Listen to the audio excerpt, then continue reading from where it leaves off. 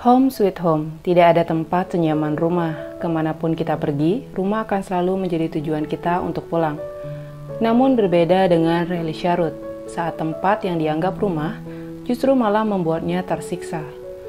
Relisha Ruth lahir di Washington DC pada 29 Oktober 2005, merupakan murid kesayangan para guru, pintar dan aktif mengikuti kegiatan di luar jam sekolah, seperti pramuka dan pemandu sorak. Tidak jarang penjaga sekolah melihatnya berkeliling di sekitar area sekolah untuk mencari kegiatan lain. Hal ini dikarenakan ia tidak nyaman dan sebisa mungkin untuk tidak pulang ke rumah. Rumahnya adalah sebuah tempat penampungan tunawisma terbesar, di mana di dalamnya dia selalu diabaikan dan juga mendapatkan kekerasan serta pelecehan. Samika tumbuh di tempat penampungan sejak ia kecil, lingkungan yang keras, kasar, dan tidak stabil. Kemudian dia pindah ke panti asuhan pada usia 6 tahun sampai 18 tahun. Hingga setahun kemudian, dia melahirkan bayi perempuan dari seorang pria yang bernama Irving Ruth. Bayi itu ia beri nama Relisha Ruth. Irving Ruth pernah dihukum tahun 1992 karena pembunuhan yang tidak disengaja terhadap anaknya sendiri, yang berusia 17 bulan. Dipenjara selama 15 tahun hingga bebas pada tahun 2002. Irving berusaha untuk mendapatkan hak asuh anak-anaknya dari Shamika, namun gagal dan hanya mendapatkan hak kunjungan. Hingga Relisha berusia 8 tahun, ayah tirinya yang bernama Antonio Wheeler juga tidak memperlakukannya dengan baik. Bahkan kekerasan dan pelecehan kerap terjadi. Pekerja sosial sebenarnya sudah mengawasi Relisha sejak ia berusia 2 tahun. Namun karena tidak adanya bukti, maka kasus tidak bisa dilanjutkan.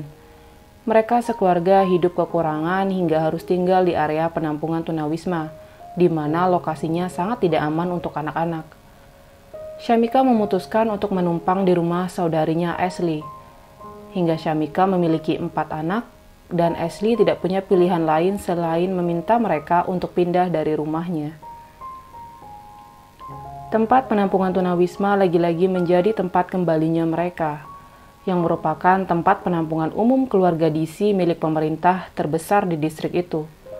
Namun tidak terawat sama sekali dan banyak orang yang tinggal di sana.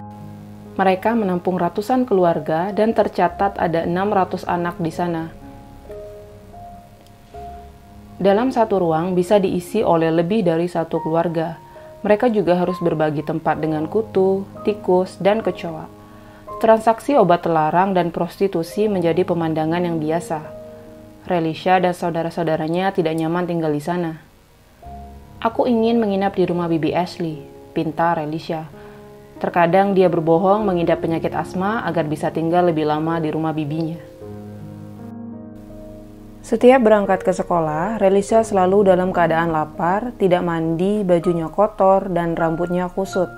Dia juga sering terlihat lelah.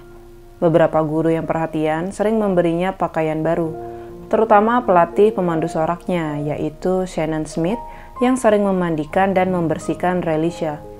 Dia juga sering menelpon Shamika apabila anaknya itu tidak berangkat ke sekolah. Kala itu, Ashley mendapatkan telepon dari seorang pria yang ingin menjemput Relisha saat keponakannya itu sedang menginap. Ashley merasa ada hal yang aneh. Kenapa pria itu tahu tentang dia, Relisha, dan bahkan alamatnya? Saat dia menelpon Shamika, adiknya itu menyuruh Ashley untuk membiarkan pria itu membawa anaknya. Dia adalah Khalil Tatum, ayah baptisnya Relisha. Shamika meminta Ashley tidak perlu khawatir karena pria itu baik dan akan memperlakukan Relisha seperti anaknya.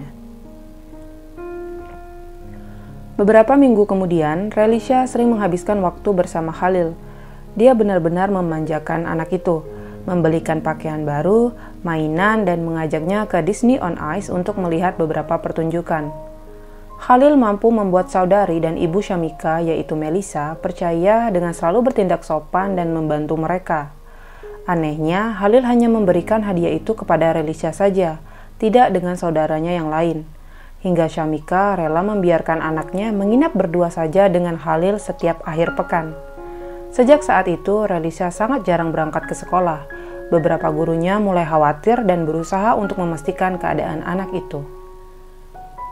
Relisha sudah tidak masuk sekolah sejak musim semi tahun 2014. Setiap ditanyai, ibunya selalu bilang, dia sedang menjalani perawatan untuk kondisi neurologi di bawah penanganan Dr. Tatum.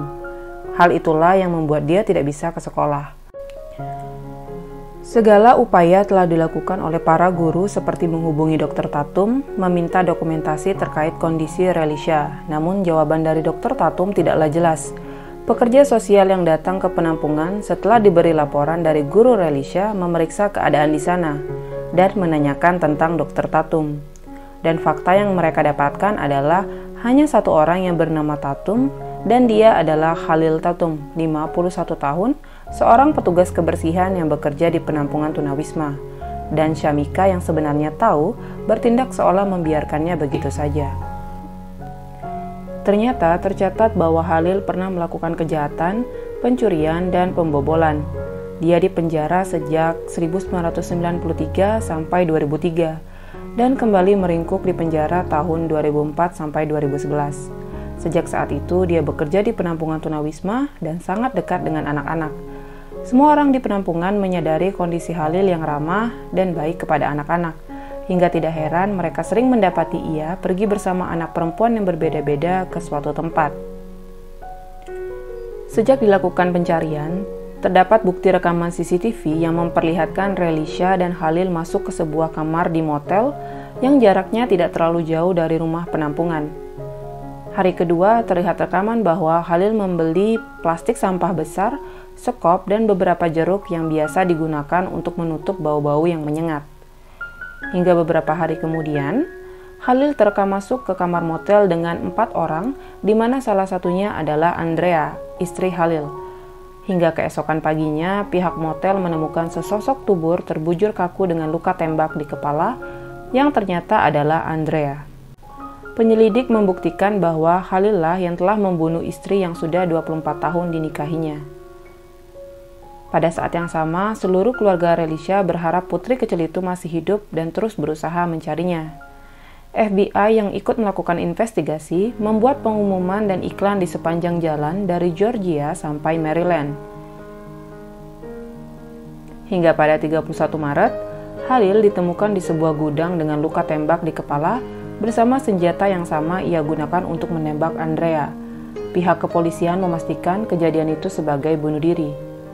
Polisi pun menyelidiki area itu dengan asumsi Khalil telah mengubur Relisha di sekitar lokasi yang sama.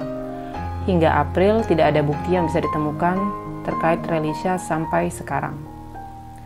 Beredar teori yang memungkinkan terkait hilangnya Relisha, yaitu Relisha menjadi korban perdagangan manusia. Karena ayahnya, Antonio, sejak tanggal menghilangnya Relisha memposting foto setumpuk uang dan sepatu Air Jordan terbaru di laman Facebooknya.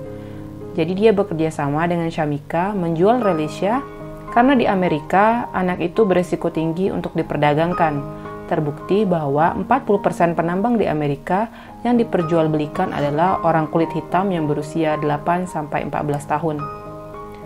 Hingga akhirnya pada tahun 2017, Syamika, Antonio, dan Melissa, ibunya Syamika, tampil di sebuah acara yang bernama Steve Wilkos Show untuk membuktikan tentang teori yang beredar selama ini.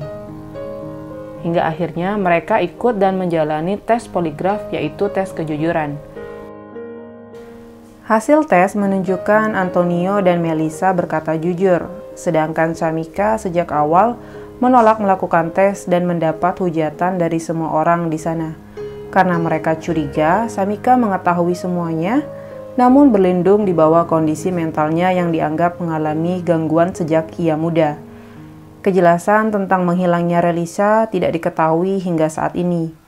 Yang diketahui masyarakat hanyalah Andrea dibunuh karena mengetahui dan menolak tentang rencana penjualan Relisha, merasa terpojok karena identitas dan wajahnya sudah diketahui oleh semua orang berkat iklan dan pengumuman yang dikeluarkan oleh FBI. Khalil pun bunuh diri dengan menembakkan kepalanya. Itulah akhir dari kasus ini. Sekian, terima kasih telah mendengarkan.